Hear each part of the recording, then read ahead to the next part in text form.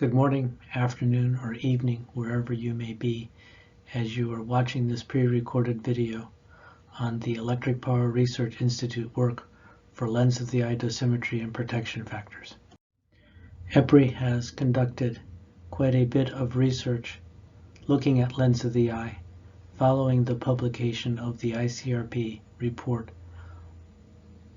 This included looking at fundamental science, plant applications, and some communication issues.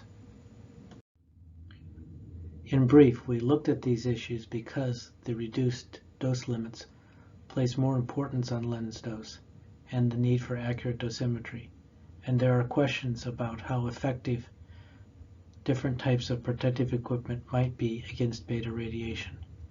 The report builds on our 2017 Guidance and Best Practices document and was published in November of this year. The results address phantom performance, dosimetry response, and protective equipment shielding. One of the first questions is whether and then how lens dose could exceed the whole body dose. There are several circumstances in which this may be possible in a nuclear power plant environment, including non-uniform irradiation of the body because the source is overhead, or because there has been shielding provided for the torso of the body. Another circumstance is the presence of high-energy beta or mixed fields. Lens dose can be a challenge in nuclear power facilities, as well as medical and other types of facilities. In 2017, we published a report with guidance and some good practices. This included several findings. Lens dose should be considered separately in the optimization of protection. Radiation fields need to be characterized to find situations in which the lens dose may be significantly higher than the effective dose. For high energy beta, if it is present, the consideration of the use of protective equipment. The necessity of using dosimetry that is capable of accurate measurements for the lens dose.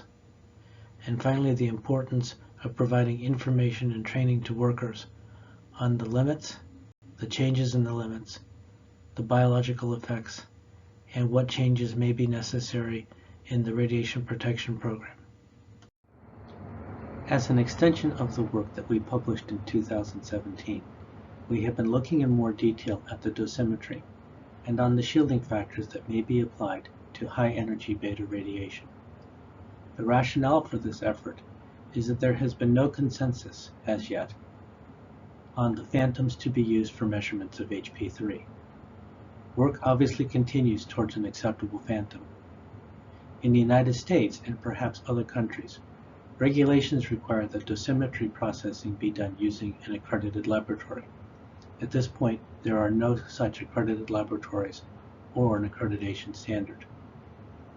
There was also the question of the appropriate protection factor that could be applied to protective equipment that may already be used within the facility, and whether that equipment could afford protection from high energy beta fields or for noble gases.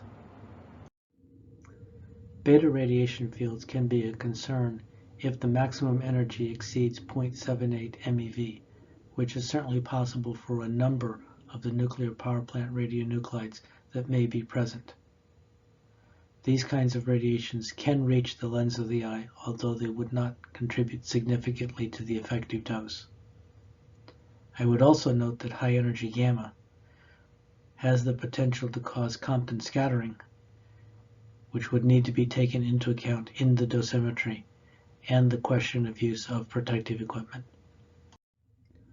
The EPRI work evaluated 5 different dosimeter types in addition to the dosimeters that had been evaluated previously. Irradiations were done with phantoms constructed both of solid plastic and of a water-filled phantom which conformed to the current draft ISO standard. The irradiations were done thanks to our colleagues at the Canadian Nuclear Laboratory. The point of this effort was not to test specific dosimeters, but rather to find the different responses of the dosimeters as well as evaluate the suitability of the phantoms. Let's look first at phantom performance, where we compared a solid plastic cylinder to the water-filled phantom and looked at the backscatter ratios at various angular incidences and different energies. With very low energy photons or X-rays, there could be up to a roughly 10% difference depending on the angle of incidence. For higher energies, such as you would see with a typical gamma field in a nuclear power facility, the differences are very small, on the order of 1 to 2%, leading us to a conclusion that the type of phantom is probably not critical for the typical gamma fields that are seen in nuclear power facilities. Next, we looked at dosimeter response, taking a number of different dosimeters and different angles of incidence at 0 degrees and 60 degrees for various energies of radiation to determine the ratio of their responses. As might be expected for X-rays or for beta radiation, there can be some significant differences depending on the angle of incidence, up to roughly a factor of 2 depending upon the dosimeter type. For high energy gammas, there was again a very small difference, just a few percent. In one case, there was no difference at all between the 0 and 60 degree angle of incidence. Finally, we looked at the question of protection for beta radiation. Safety glasses and face shields are typically used in industrial environments, including nuclear power plant environments. They're typically constructed of polycarbonate and are generally being worn anytime the individuals are working. This kind of plastic can provide protection for high energy beta, with the degree of protection depending upon the thickness of the actual plastic. Thus, in order to understand how much protection is being afforded, the first important point is to characterize the safety glasses or shields to understand what protection is there. Protection, of course, also presumes that the plastic is between the source and the eye. So circumstances in which you may not have side shields or where the safety equipment does not wrap around your face may not be providing protection. It's also important to look at the construction of face shields and respirators, if there's rubber or other components which will have a different degree of shielding. In conclusion, we found that the safety glasses can provide protection for high energy beta. The report actually contains a third order polynomial equation which would allow you, based on the thickness of the plastic which you have in your safety equipment, to calculate a protection factor for beta radiation. I would remind you that this does not provide protection against gamma radiation. So what do you need to know? In your facility, you need to consider lens dose separately from effective dose. You need to characterize your fields, dosimeters, and your safety equipment. Either a water-filled or a solid phantom would likely give reasonable results for calibrations with energies above 200 keV. It's important to have total filtration on the order of 300 milligrams per centimeter squared in order to get actual measurements for the lens dose equivalent. With proper calibration, all of the dosimeters that we tested can give acceptable results.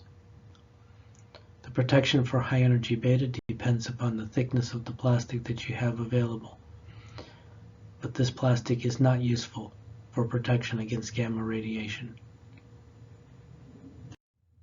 In conclusion, EPRI conducted work because of the importance of lens dose and the need to provide appropriate protection and appropriate guidance for utilities in responding to the changing limits.